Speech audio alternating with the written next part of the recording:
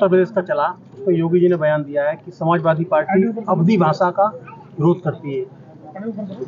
मुझे नहीं लगता है कि समाजवादी पार्टी ने कभी भी अवधी भाषा का विरोध किया है या कोई भी भाषा का विरोध किया है। और नेताजी ने तो हमेशा हिंदी भाषा को बढ़ाने की बात करी और हमेशा सदन में हिंदी भाषा को लेके कई अपने व्यक्तित्व दिए हैं, अपने विचार पेश करे हैं। मैडम, योगी जी का एक बड़ा बयान भी वहाँ पे दिया हुआ है। उन्होंने बताया समाजवादी पार्टी का दोहरा चरित्र है। अपने बच्चों को तो इंग्लिश मीडियम में पढ़ाते हैं और दूसरों को बोलते हैं कि मुसलमानों की दरगाह में जाएं और वहाँ पे स्कूल चलाएं और उर्दू सीखें। कटमुल्लों की तरह राजनीति की जा रही है, बोल रहे हैं। उनका सब इस तरह का, ये जिस तरह की भाषा का प्रयोग करते हैं भारतीय जनता पार्टी के जो लोग हैं, जो बड़े बड़े नेता हैं, तो हमें ये समझ लेना चाहिए कि इनकी ना तो भाषा अच्छी है ना भावनाएं अच्छी हैं। आज क्योंकि पहला दिन था सदन का यहाँ पे विधानसभा का, और जहाँ मैं समझती हूँ कुंभ पे बात होनी चाहिए थी, जहाँ हमें पता है कितनी बड़ी बड़ी घटनाएं कुंभ में घटी और जहाँ आंकड़े सरकार ने छुपाए हों और जहाँ न जाने कितने हज़ारों करोड़ पूरी व्यवस्था में लगा दिए गए। तो आज सही मायनों में तो जिन लोगों ने अपनी जान खोई तो उनको भावपूर्ण श्रद्धांजलि देने का दिन था।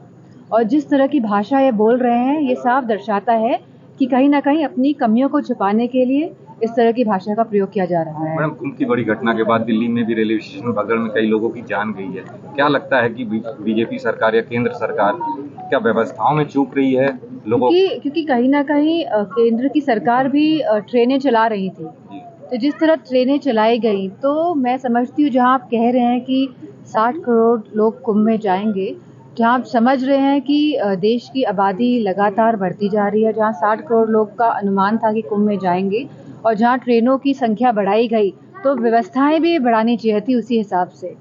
और अगर ये व्यवस्थाएं बढ़ाते तो इस तरह की त्रासदी नहीं होती, इस तरह की त्रासदी से बचा जा सकता था। मोदी जी सेकंड टर्न में उन्होंने कहा था कि रेलवे का कायाकल्प किया जाएगा। क्या लगता है ऐसे हादसाओं को देख के क्या लगता है कि किस तरह का कायाकल्प हुआ है? मैनेजमेंट को लेके किस तरह का देखती है? नहीं, करने को तो बहुत कर सकते हैं। ऐसा नहीं है कि भारत पे रिसोर्सेज नहीं है, कि कोई कमी है हमारे पास, लेकिन सही मंशा और एग्जीक्यूशन, जिस तरह से काम होना चाहिए, जिस तरह से समाजवादी पार्टी की सरकार में काम हुआ है, गांव-गांव तक सड़कों का काम किया है, जहां हमारी स्वास्थ्य व्यवस्थाओं को सुधारने का काम किया है, जहां एम्बुलेंस चलाई, जहां डायल 100 चलाया, जहां 1090 जैसी महिलाओं के लिए हेल्पलाइन दी, जहां स्वास्थ्य सेवाओं को उच्चतम करने की कोशिश की गई है। तो अगर आप चाहें तो आप काम कर सकते हैं, लेकिन अगर मंशा ही नहीं है, उस तरह का सोच नहीं है और दूरदृष्टि नहीं है, तो हम देख ही रहे हैं आज उत्तर प्रदेश का क्या हाल है।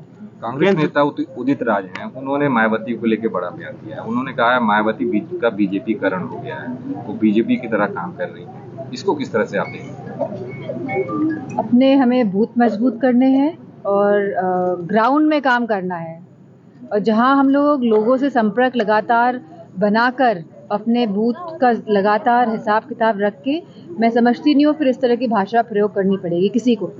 मायावती की कार्यशैली को देखे उदित राज जी बोल रहे हैं कि इन लोगों का गला घोटा जाना चाहिए, इनको बैठा देना चाहिए। ये उनके खुद के विचार हैं और किसी भी बड़ी नेता के लिए इस तरह के विचारों से ना हम साथ देते हैं, ना समर्थन करते हैं, बल्कि इसकी घोर निंदा करते हैं 2027 इस तरह के व्यक्तित्व की। 2027 के चुनाव की तैयारियां अभी से चालू हो गई हैं। अखिलेश 2027 के चुनाव के लिए अखिलेश जी ने भी कहा है लोगों को सड़कों में आने की जरूरत है, अब युद्ध आर पार का होगा।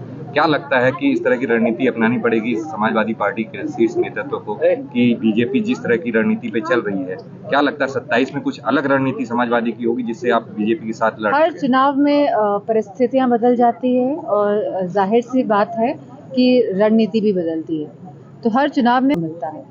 केंद्र सरकार ने चुनाव आयोग का गठन कर दिया, चुनाव आयोग घोषित कर दिया, आयोग को अध्यक्ष। चुनाव आयोग नया नियुक्त हुआ है, जबकि उसमें पहले चीफ जस्टिस को बाहर किया गया था। उसमें इसका विरोध तमाम पार्टियां कर रही हैं। सबने विरोध किया, क्योंकि जहां पे एक तरफ होम मिनिस्टर होंगे, एक तरफ खुद प्रधानमंत्री होंगे और जहां एक तरफ ऑपोजिशन का एक लीडर होगा, तो अगर आप मैच खेलेंगे तो आप पहले से अपने आप को आगे रख रहे हैं। तो अगर 3 लोगों का मैच है तो 2 लोग तो एक पक्ष के हैं। तो मैं समझती हूँ जहाँ चीफ जस्टिस का इन्वॉल्वमेंट था, तो चीफ जस्टिस का इन्वॉल्वमेंट होना चाहिए, जिससे कि पारदर्शिता रहे। इसको लेकर अपोजिशन सुप्रीम कोर्ट भी गया था, इसकी हियरिंग जल्दी ही होने वाली थी। नहीं होनी चाहिए, क्योंकि ये बहुत इम्पोर्टेंट है। लोकतंत्र को सही ढंग से, देश लोकतंत्र के माध्यम से चले और जहां आपकी बात जो रखी जाएगी वो सुनी जाएगी। जहां हमने देखा मिल्कीपुर चुनावों में किस किस तरह की धांधलियां सामने आई और लगातार न जाने कितनी कंप्लेंट्स करी गई चुनाव आयोग के, उसके बावजूद भी कोई रिजल्ट नहीं निकला।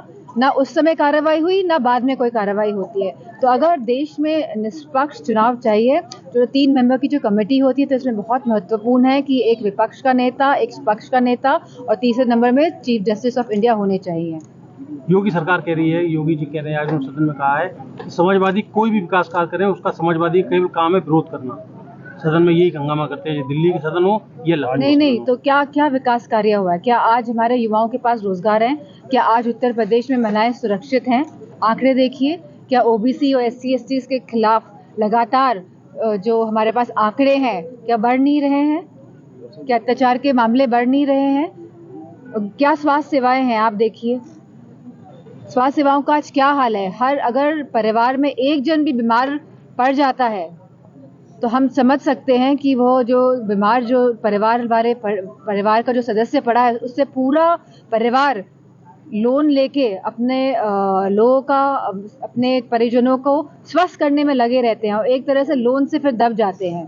तो कहीं ना कहीं मैं समझती हूँ जहाँ पूरी तरह से उत्तर प्रदेश में भारतीय जनता पार्टी विकास के स्तर को नीचे गिराने का काम लगातार किया है।